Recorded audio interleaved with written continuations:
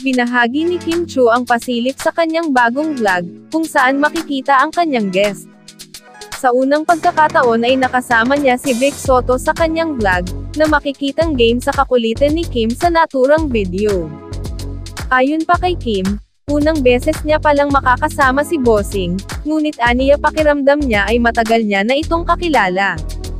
Kabilang sa mga tanong ni Kim kay Vic, ay kung magkano ang sahod niya sa isang araw, at kung sino ang pinakaayaw nitong artista. Hindi rin may tago ni Kim ang kanyang kasiyahan, na makasama niya ang isang batikang TV host. Marami ang natuwa na makita silang magkasama, sa kabila ng pagiging hosts nila sa magkatapat na noontime show. Maging ang madlang people, at narito ang ilan sa komento ng netizens, OMG.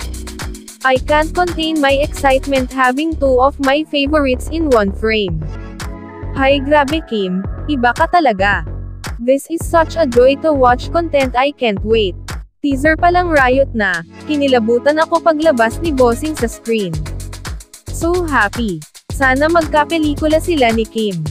Maging ang kasamahan nito na si Unkabogable Vice Ganda, ay natuwa sa pagsasama ni Kim at Vic Soto. Syempre lahat naman tayo idolo yan si Bossing, wala naman naging issue sa pagitan namin kahit noon pa. Yung mga tao lang talaga ang nagpapagulo, ani Vice. Maaalalang naitanong ng entertainment press kay Vice, kung posible din ba silang magsama nila Bossing sa pelikula. Bakit hindi?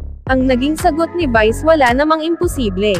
Ayon kay Vice, ako naman I would like to believe na kaibigan ko lahat, wala akong kaaway. Ayokong may kaaway, siguro kasabay sa pelikula, pero it's not necessary na kaaway ko na yon. Aniya, kung tatanungin naman kung kailan ito posibleng mangyari, I don't know, we will cross the bridge when we get there. Open ako sa lahat, basta sa ikagaganda ng takbo ng pelikulang Pilipino, open ako. Pahayag pa niya.